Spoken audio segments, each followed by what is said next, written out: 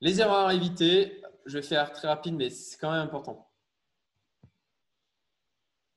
Investir dans des likes en espérant qu'ils aient la même performance. Alors ça, c'est un biais humain. C'est de se dire, ah ben comme ça s'est passé, comme ça s'est passé, de la même manière, pour un projet qui suivait le même process, ça se passera de la même manière pour celui-là.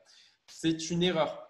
Il y en a plein qui se sont dit, je vais investir dans des forks, enfin des duplications du procédé Bitcoin parce que le Bitcoin il a atteint les niveaux financiers qu'on lui connaît aujourd'hui. Ben, forcément, ce projet va faire la même chose. Ben non, parce que comme je disais, les circonstances ne sont pas les mêmes. Et ça, c'est un biais humain de se dire, OK, ça ressemble, donc il va y avoir la même progression. C'est faux.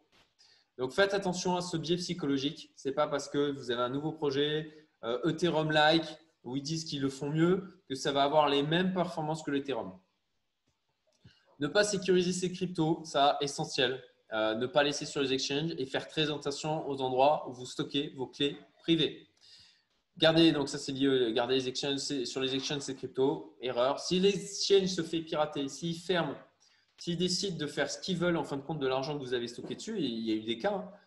C'est au revoir, c'est perdu, vous ne le retrouverez jamais. Ça m'est arrivé. Sur le Cryptopier, alors j'avais pas grand-chose, hein. J'avais un ordre en cours d'achat pour du extra byte à l'époque. J'ai perdu genre 100 euros, donc c'est vraiment que dalle.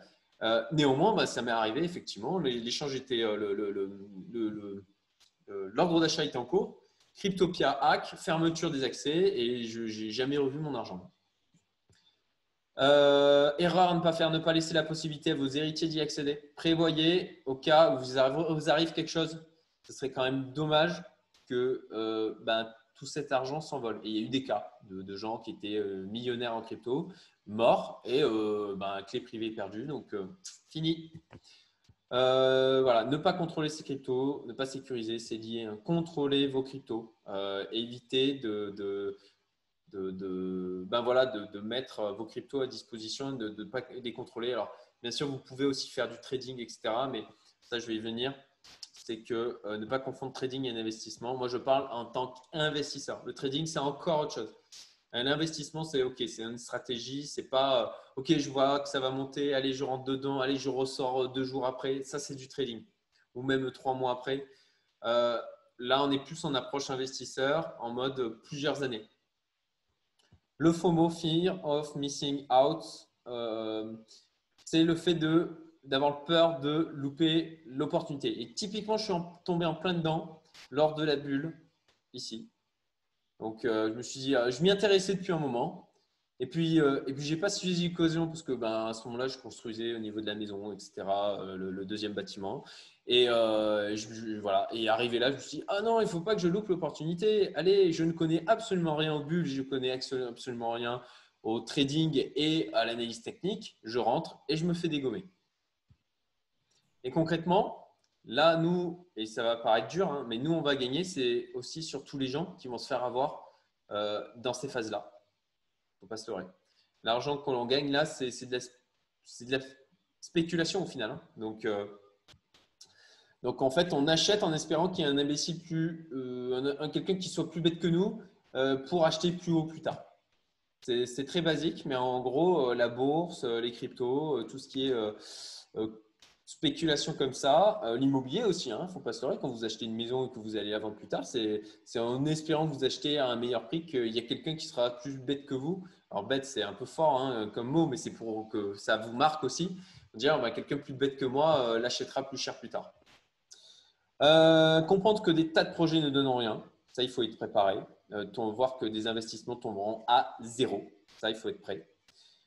Ne pas paniquer si son portefeuille est en négatif, même chose, stratégie long terme, être préparé à ça. Investir uniquement ce que l'on est prêt à perdre. Ne pas confondre trading et investissement, j'ai déjà dit. Ne pas regarder son portefeuille sans arrêt. Le tribalisme, surtout ne tombez pas dans le mode « Oh, ce projet, il est génial, il est trop bien. Voilà, de défendre un truc à mort, de défendre à mort le projet, de participer aux discussions. Attention à ça parce que ça vous fait perdre de l'objectivité. Mais il faut garder votre objectivité d'investisseur. Et on en connaît un, hein, Rémi, qui est comme ça. On parle du X. Ouais. Et puis, écoutez toutes les news. Vous n'avez pas besoin d'être à l'écoute de toutes les news qui passent. Et ça, c'est pour ça qu'il vous faut vous former. Et là-dessus, d'ailleurs, au niveau de la communauté Youmento, moi j'ai un accord avec Alex de CoinTips. La formation reste ouverte pour les membres de la communauté. S'il y a des membres de la communauté qui veulent aller prendre la formation crypto, parce il a fermé les portes et ce n'est plus accessible. Donc, mais s'il y a des gens de chez Youmento qui veulent aller la prendre, c'est encore possible. Voilà. Et en plus de ça, avec un pourcentage de réduction, je crois qu'il nous fait 25%. Voilà. Ok, 14h07.